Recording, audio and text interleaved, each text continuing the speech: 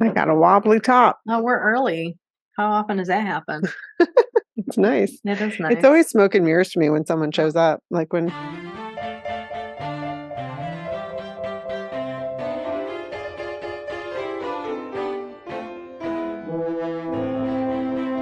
hi everyone, it's the Book Cougars, two middle-aged women on the hunt for a good read. I'm Emily. And I'm Chris, and we are here today with a very special guest. We're welcoming Kathleen Rooney. Hello. And Kathleen is an author, and she's been on our podcast before, episode 109. And we'll put a link down below for that because you want to listen to that interview for sure. But Kathleen's here today for Friday Reads. But before we jump into what we're reading, Kathleen, can you please tell us a little bit about your new book? Sure can. It's From Dust to Stardust, and kind of in the vein of my previous couple of novels, it's historical fiction. So it is based on a figure who I greatly admire and who I think is not as well remembered as she should be. And that figure is Colleen Moore, who was a hugely famous, big box office draw silent movie star in the 20s. And she was, I think the fun fact that helps people get up to speed is that she's the original inspiration for A Star is Born. So, she went out to Hollywood, very ambitious, kind of established a bit of a foothold. And then she met this producer who was very dashing, very handsome. They fell in love. And he also was really good at publicity and helped her career kind of make that final push over the top. But he also, sadly, suffered from alcoholism, probably had bipolar disorder. It became this very chaotic situation. And so Colleen in real life was really good friends with Adela Rogers St. John's. She's in the book. So if you like friendship, you'll like it. But she's a gossip columnist. And so the real life Adela, is the one who kind of took bits of what she saw Colleen going through and adapted it into What Price Hollywood. But in my book, Colleen becomes Doreen O'Dare, because I want to emphasize, I do hope people learn about Colleen, but it's fiction. It's not a biography. I make up stuff. I embellish. But the book, I think the other thing people need to know just briefly is that, I don't know, we got it here. So show and tell, not that people can see this, but the structure is based on this thing that she did for kind of her second act, the fairy castle, which I don't know if people, you guys are nodding, which I love. I feel like half the people I mention this to are like, oh my God, I love it. And half the people are like, I don't know what that is. But it's this 1 ton, modular, packable, shippable fairy castle that she built when the talkies were coming in and her marriage was falling apart to kind of distract herself. And then she could have stayed in Hollywood. She had a good voice. She passed her screen test. She made 4 really decent talkies, 2 of which were actually quite good. But she didn't want to do it anymore. So she toured this castle in the 30s to raise money for kids during the Great Depression, and then also to raise people's spirits in a dark time. And so the premise of the book is it's 1968, it's December. So it's like a holiday story if people like that. And she's at the museum and she's, recording the audio guide that's going to play. And so each chapter is a room of the castle. And as she looks at, I'll say the library, given who I'm talking to right now, she drifts off into, whatever in that room kind of reminds her of about her past. So I think if people liked Lillian Boxfish or Jeremy and Major Whittlesey, both of which have that retrospective component, and then Jeremy has that museum component, I think it's kind of a similar double timeline. So yeah. That's so cool. Okay, so speaking about that library chapter, you talk in there about how she had these little books, these little fairy books, and she had famous people sign them and write little things to the fairies, and F. Scott Fitzgerald and Willa Cather. Were they really people who did that? Yeah, she so the real life Colleen, and then I gave this to Doreen, dropped out of school. She only had an 8th grade education because she went out to Hollywood when she was a young teen.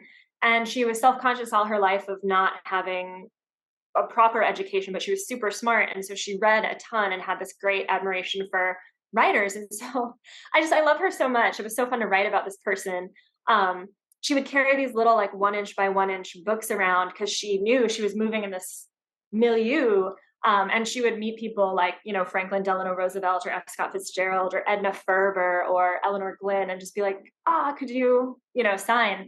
And so, yeah, the books are almost all signed by these really famous authors. And then, also like to the fairy point, there's magic in the book too. Like there's, a fairy component that's lightly done, but present, where, she'll say in the audio guide, the real audio guide. So I put it in here that, that chair is tilted this way because there's a little fairy boy who likes to read with his feet in the air. And you're just like, does she really? And it's so charming. Yeah. Oh, it's such a fascinating book too, because it's early Hollywood. And as you say, like they're creating the grammar for making movies, and everyone's learning as they go along. And it's a fascinating time period. Yeah. Yeah. I had a lot of fun doing all the research and then deciding what would go in. And so if people like, there's real characters in there too, like who just go by their names, like, Clara Bow's in there, Marion Davies, Lillian Gish. It's, I think if you like that kind of thing, there's lots of like little Easter eggs for you. And if you're unfamiliar, you'll get to learn a lot. And I recommend, reading with like the book open and then maybe your browser open so you can like YouTube and be like, is Clara Bow who I think she was? And, that kind of thing. It's fun. Yeah, totally. Well, we had an aha, or I should say Chris had an aha. We are just coming off of our Scarlet Summer where we read The Scarlet Letter and then Hester and then The Invisible Hour. And we were doing a movie watch along with some of our listeners, and we were watching the 1934 version of The Scarlet Letter. Yeah. Starring Colleen Moore. Yeah. Yeah. It's a little Yeah. And no, as Hester. Yeah. And Right. Chris was like, she had this moment of putting it all together. Yeah, I didn't realize it at first, and then it all came together. And I mentioned the little girl because we looked her up, who plays Pearl. She's still alive. Yeah, isn't that wild? I mean, it's like so crazy to think of, like the child actors from that time. And I think, I'm glad you watched it. Colleen herself was not a big fan of her own Scarlet Letter. She said she made 4, and she said she made kind of 2 of them because she really wanted to make talkies. And the one that I think was her favorite was The Power and the Glory, which is the 1934 version starring her and Spencer Tracy. And it's awesome. It's Preston Sturges. It has the structure that Citizen Kane has. Like Orson Welles loved it and was like, can I just use this? And Preston was like, sure. So she loved that one. There was another one called The Social Register, but she said that her other 2, including The Scarlet Letter, she was like, yeah, some things you do, you need the money. Right, exactly. You got to pay the bills. Yeah. Yeah, for sure.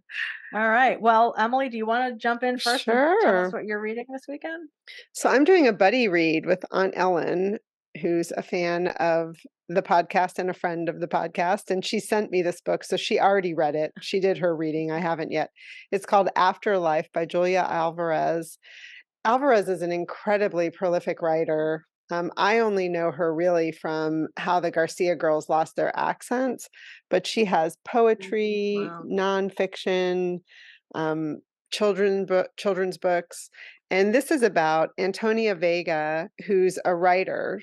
She's retired, and I'm sorry, she's a writer, but also an academic, and she's retired as the college professor. And her husband dies suddenly, and her sister's kind of gone off the rails. And she comes home one day, and there's a pregnant, undocumented teenager at her doorstep. And that's all I really know about it. What I've read is it is filled with humor, which from that description, you wouldn't think that's true. So I'm excited about that part of it. So I've like I said, I only know a little bit about her writing, but I know she's very prolific. I'm excited to read it. Cool. Well, the book I'm reading is one I've read before. It's Anne Petrie's Country Place. She was famous for The Street, which was her breakout novel. She wrote 3 novels in her day, a collection of short stories, and then some kids' books as well.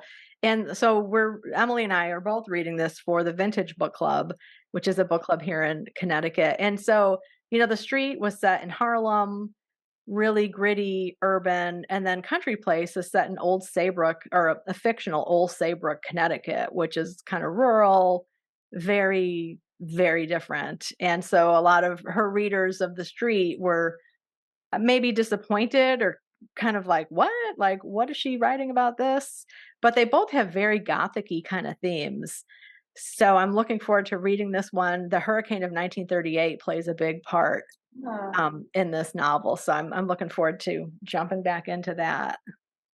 That And sounds great. yeah. So what are you reading, Kathleen? I'm excited to I'm reading a book. It's not out yet, but it will be soon. It's The Night Parade. And you can, I think, tell, maybe you can't see, but it says on the bottom, a speculative memoir. And I'll explain a little bit about that. But it's Jamie Nakamura Lin, who's a Chicago-based writer. And it's coming out, it was coming out late October, but now it's early November. Because of like shipping stuff. But I'm reading it kind of for spooky season, and it's her story of being like a Taiwanese, Okinawan, Japanese American writer who has bipolar disorder. And so she uses sort of demons, like this concept from Japan of this like night parade, or demons or spirits or ghosts. There's not like a equivalent word in English, as a way to kind of understand her own demons. And so she'll, have it's in sections, and again, show and tell. It's a sister act, which I like too, where her sister, Corey, is an illustrator. And so her sister has illustrated the different demons, like the kappa, which is like a Japanese water spirit that tries to, drown you or, make mischief with you near water. So anyway, it's super good. It's kind of a book that resists sort of the traditional structure of this kind of thing, where it's like binary, where like you suffer and overcome it, or you suffer and don't. And she kind of talks about her experience of it as sort of like more of a sine wave. And then it's also like her father dies of cancer and she becomes a mom, and so like I think kind of to your point, where it sounds really heavy, but she does it with humor and self-awareness, and it's just, I don't know, it's like a beautiful way to talk about those subjects. So I'm loving it so far. Very cool. Wow. All right. Lots of good stuff to look forward to with these Yeah. 2 books, and well, my old one, which I didn't say what it was about. It's about a couple after the war, after World War II, who get reunited, and it takes off from there. So Yeah. Nice. well, Great. Kathleen, thank you so much for joining us today. Yeah. It's a pleasure. Thank you for having me, and thank you for all that you do for books and for readers. It's so awesome. Oh, thanks. Our pleasure.